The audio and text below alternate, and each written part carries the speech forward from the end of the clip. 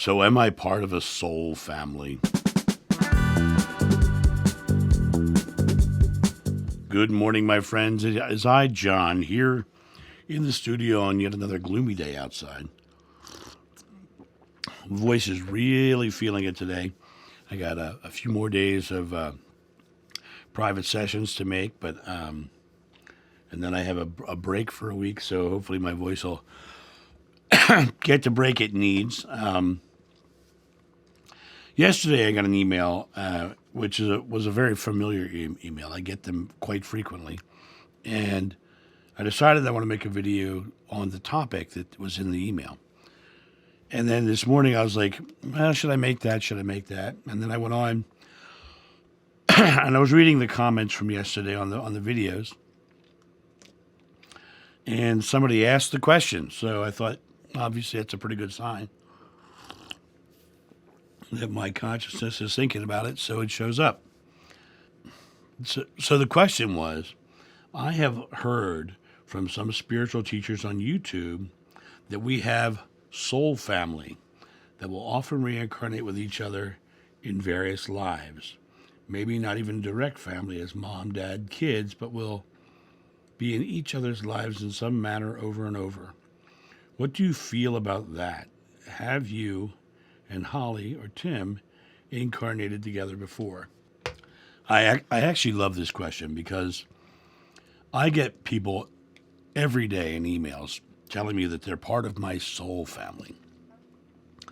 You know, they believe they walked with Jeshua in a past life, or they just feel like I'm part of their soul family. I want to be really clear on the fact that I in no way, shape, or form believe in soul families. Because that would be a delineation within the oneness of God. That would be an organizational structure that can only come from the mind of man. And in reality, the concept of soul families is very, very much a New Age dogma.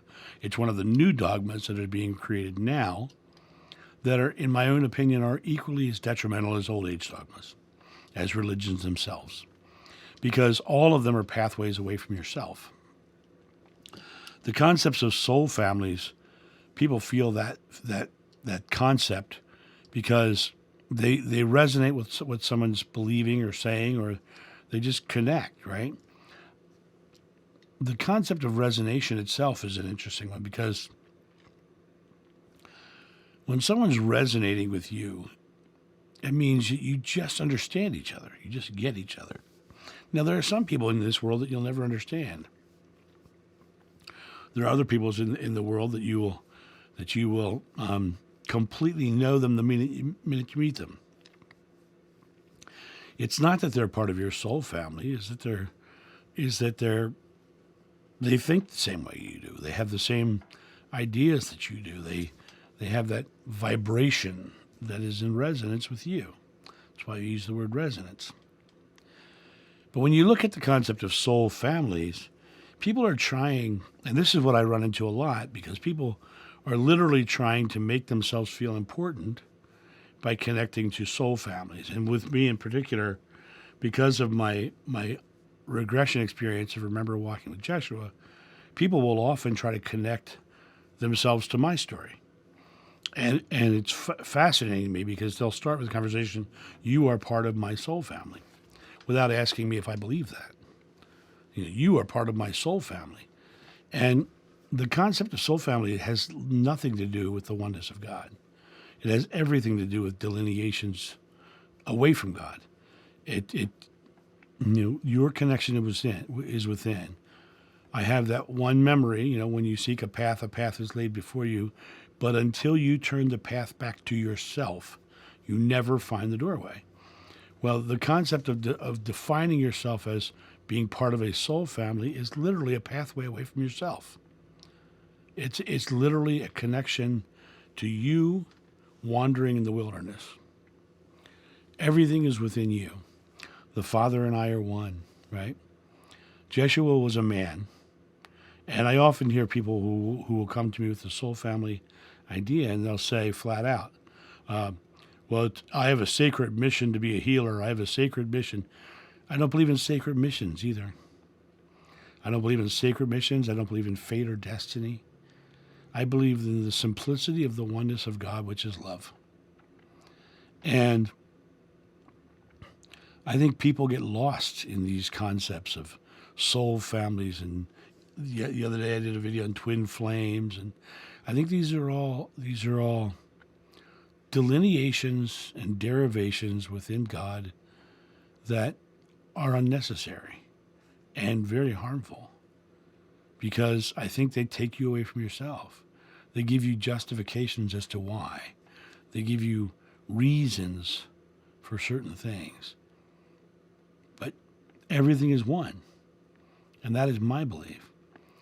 I find it interesting when people contact me with the idea of being part of my soul family, because it usually very quickly shows you what they really want. They want to feel important. They want to feel connected, and because they feel that they in some way resonate with what I'm talking about. They feel that they have to attach themselves to my story. And God bless them. I don't judge them for it, but I do share with them that I don't believe what they believe. I had one recently who contacted me, started with the part of my soul family. I remember being part of Jeshua's family, and all of this stuff, and I'm meant to do this in this life, and I have this special mission that I have to fulfill, and all the stuff. And then the next thing was, well, I'd like to interview you, and you can interview me on your channel, and it was all about trying to be important. And when I see that and when I hear that, I feel for the person, because they're just striving to be important. They're not just simply loving. They're striving to be important, to be seen. When I started this channel, it had nothing to do with trying to be seen. I started this channel because I really wanted to speak my personal truth. I really wanted to put my authentic self out there. I had been in the spiritual community many years earlier, and it was never a moneymaker. It wasn't one of those things. But I really felt when I came back to this work a couple years ago that I really wanted to just put myself out there authentically and put my truth out there authentically.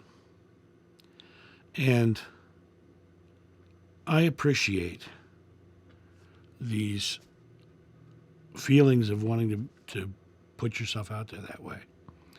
The worst way you could do it is try to connect yourself to somebody else's story, because it takes your story away.